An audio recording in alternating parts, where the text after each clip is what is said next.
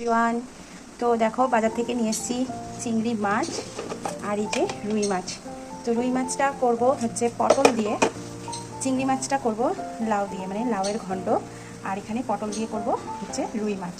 তো আমি এখানে সমস্তটাই দেখো একদম গুছিয়ে নিয়েছি। এখানে এই যে মাছের সমস্ত, মানে লাউয়ের জন্য আর মাছের জন্য সমস্ত মশলা আমি করে নিয়েছি।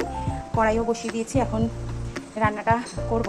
আমি তোমাদের সাথে শেয়ার করব আমার লাউ ঘন্টটা, চিংড়ি মাছ দিয়ে লাউয়ের ঘন্ট আমি কিভাবে করি সেইটাই আমি তোমাদের শেয়ার করব। তোমরা অনেকেই অনেক রকমভাবে করো, লাউ চিংড়ি সবাই মোটামুটি খেয়ে থাকো, বাট আমি কিভাবে করি সেটাই আমি তোমাদেরকে একটু দেখাবো। তো তোমাদের যদি ভালো লেগে থাকে তাহলে তোমরা একবার বাড়িতে ট্রাই করতে পারো। তো চলো করে দিই। তো কড়াইতে আমি দিয়ে দিলাম সর্ষের তেল। যে কোনো ঘন্টতে যদি বাড়ির তৈরি বড়ি দেওয়া যায় তাহলে কত ভালো লাগে, তাই না? তো দেখো আমি একটু বড়ি দেবো। তো বড়িটাকে ভেজে নিচ্ছি আগে। বড়িটা আমি খুব ভালো করে ভেজে নিয়েছি, এখন তুলে নেব। এখন এই তেলে দিয়ে দেবো মাছগুলো, চিংড়ি মাছটা।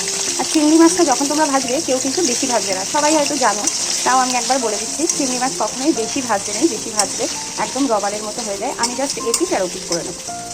চিংড়ি মাছটা ভেজে আমি নামিয়ে নিয়েছি আর এরকম ভেজে নিয়েছি। এখন এই তেলেই আমি দিয়ে দেবো, এই তেলে দিয়ে দেবো তেজপাতা, শুকনো লঙ্কা আর গোটা গরম মশলা, আর দিয়ে দেবো অল্প একটু জিরে। এবার এগুলো খুব ভালোভাবে ভেজে নেব। ফোড়নটা ভাজা ভাজা হয়ে গেছে, এখন দিয়ে দেবো পেঁয়াজ কুচি। আমি এতে কোনো লাল ইউজ করছি না, আলুটা দেবো না, আজকে স্কিপ করে দিলাম। অন্য সময় যখন আমি লাউয়ের ঘন্ট করি তখন কিন্তু আমি আলু ইউজ করি, বাট আজকে আমি একদমই আলু ইউজ করছি। এর মধ্যে স্বাদ মতো লবণ হলুদ আমি দিয়ে দিয়েছি। তোমাদেরকে বলতে আমি ভুলে গেছি যে আমার লবণ হলুদটা কিন্তু দেওয়া হয়ে গেছে। এখন দিয়ে দেবো এর মধ্যে যে মশলাটা করে রেখেছিলাম, আদা জিরে বাটা আর ধনে বাটা, অল্প একটু ধনে বাটা দিয়েছি এর মধ্যে দিয়ে এবার এটাকে ভালো করে মশলাটাকে কষিয়ে নেব। মশলাটা এবার কষানো হচ্ছে। এখন দিয়ে দেবো আস্ত কিছু কাঁচা লঙ্কা, কারণ তোজো একদমই ঝাল খায় না, তো তোজোর কারণে অল্প একটু মানে লঙ্কাগুলো দিয়ে দিলাম। আর দিয়ে দেবো টমেটো। এবার এটাকে ভালো করে কষিয়ে নেব।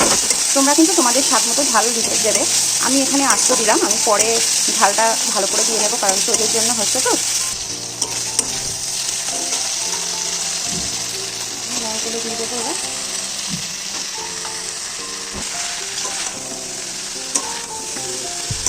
মশলাটাকে কষিয়ে লাউটাকে দিয়ে দেখো লবণ হলুদ দিয়ে নিয়েছি আর দিয়ে নিয়েছি চিংড়ি মাছটা। এবার একটু ঢাকা চাপা দিয়ে রাখবো।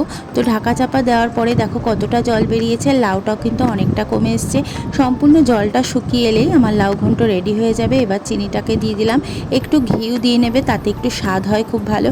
আর দেখো আমার যে বড়িটা ভাজা ছিল সেটা গুঁড়ো করে দিয়েছি। এইবার আমি সার্ভ করলাম আমার লাউ ঘন্টটা। একবার কিন্তু ট্রাই করো বাড়িতে, খুব টেস্টি হয়েছে। ভিডিওটি ভালো লাগলে লাইক করো।